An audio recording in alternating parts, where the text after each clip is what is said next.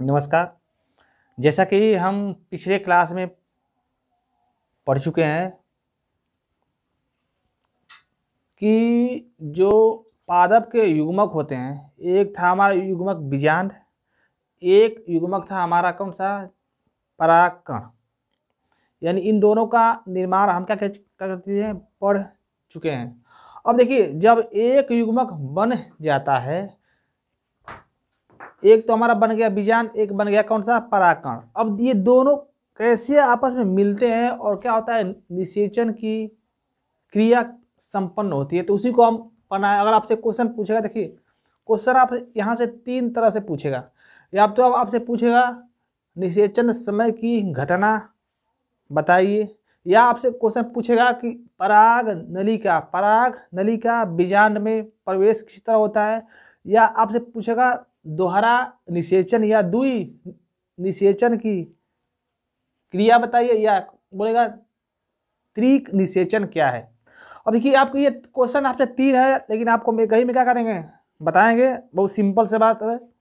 आपको पिछले क्लास में हम 2 युग्मक का निर्माण बता चुके हैं। अब बस वही पढ़ेंगे कि ये आपस में कैसे मिलते, यानी किस तरह निषेचन की क्रिया संपन्न होती है, यानी पादप में कैसे निषेचन होता है। जैसे आपको पिछले क्लास में हम आपको बता दिए थे,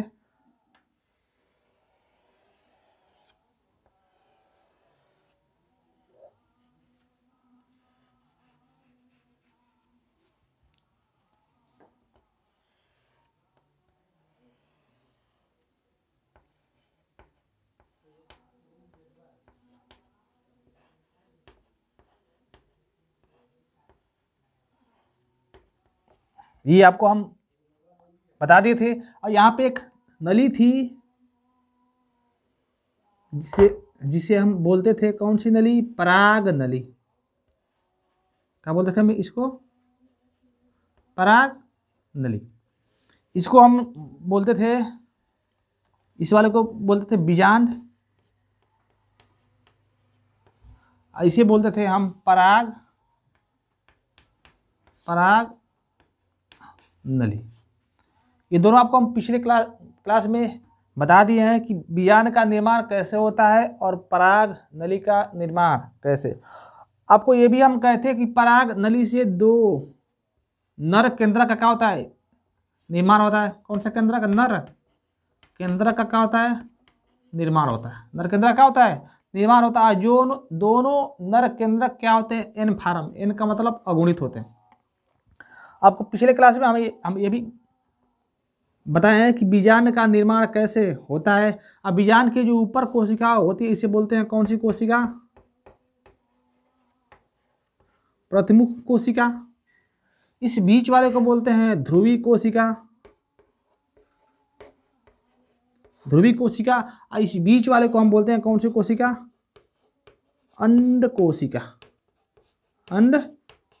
कोशिका। यानी बीजांड के अंदर 3 प्रकार की क्या होती है, कोशिका होती है। एक को बोलते हैं प्रतिमुख कोशिका, एक को बोलते हैं ध्रुवी कोशिका, एक को बोलते हैं अंड कोशिका। अब देखिए, निषेचन की क्रिया कैसे होती है। अब क्यों कहते हैं कि पादपों में जो भी हमारा आवृतबीजी पादप होते हैं, यानी जिनमें आवृतबीजी पादपों का मतलब ये होता है कि जिनके बीज के ऊपर क्या होती है, परत पाई जाती है। जिनके बीज के ऊपर क्या होती है, परत पाई जाती है, उसे बोलते हैं आवृतबीजी पादप। और जिनके ऊपर परत नहीं पाई जाती है, उसे बोलते हैं अनावृतबीजी पादप या नग्नबीजी पादप। और जो आवृतबीजी पादप होते हैं वो 2 प्रकार के होते हैं। एक होता है एक बीजपत्री पादप, जिनमें बीज पत्र की संख्या 1 होती है। एक होता है 2 बीजपत्री पादप, जिनमें बीज पत्र की संख्या 2 होती है। तो जो भी हमारा आवृतबीजी पादप होता है ना, उनमें अक्सर होता है दोहरा निषेचन, यानी निषेचन एक बार के बदले 2 बार होता है। और जब किसी भी जंतु में या सजीव जीव में निषेचन की क्रिया 2 बार होती है, तो उसी को बोलते हैं दोहरा निषेचन या द्वि निषेचन कहते हैं। अब बताए थे, जो हमारा अंड कोशिका होती है, ये भी क्या होती है, एन फार्म होती है। जो प्रतिमुख कोशिका होती है, ये भी एन का मतलब अगुणित, लेकिन जो हमारा ध्रुवी कोशिका होती है वो 2n होती है। क्योंकि दो केंद्रक एक ही में होते हैं, इसलिए इसे बोलते हैं द्विगुणित कोशिका। क्या बोलते हैं? द्विगुणित कोशिका, यानी 2n के नाम से क्या करते हैं, जानते हैं। और देखिए पादपों में निषेचन 2 बार होता है, इसलिए इसे बोलते हैं द्वय निषेचन की क्रिया। अब यहाँ पर देखिए जो हमारे जो नर केंद्रक हैं, जो हमारे क्या है नर केंद्रक, यानी पराग नली से 2 नर केंद्रक का क्या होता है, निर्माण होता है। तो एक नर केंद्रक मिलता है इस अंड कोशिका से। किससे मिलता है? अंड कोशिका से। ध्यान दीजिएगा, जब एक नर केंद्रक, यहाँ पे लिखिए, जब एक नर केंद्रक किससे मिलता है, तो कौन सी कोशिका है? अंड कोशिका से मिलता है। किससे मिलता है? हमारा अंड कोशिका। अब देखिए नर केंद्रक एन के फार्म में है। किस फार्म में है? एन के फार्म में। अंड कोशिका भी क्या है? एन के फार्म में। तो जो जब नर केंद्रक और अंड कोशिका से आपस में मिलते हैं तो बनता है युग्मनज बनता है। क्या बनता है? युग्मनज।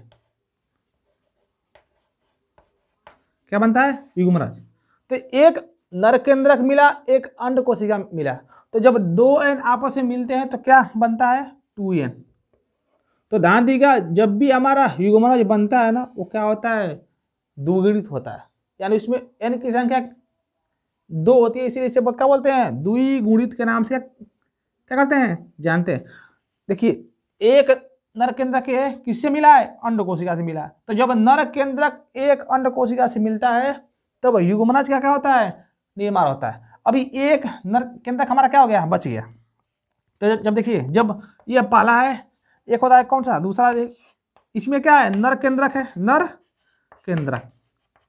जब एक नर केंद्रक, अब ये नर केंद्रक किससे मिलेगा? एक बच गया, एक नर केंद्रक मिलता है, किससे मिलता है? ध्रुव कोशिका से मिलता है। किससे मिलता है? ध्रुव कोशिका से मिलता है। तो जब एक नर केंद्रक ध्रुव कोशिका से मिलता है, किससे मिलता है?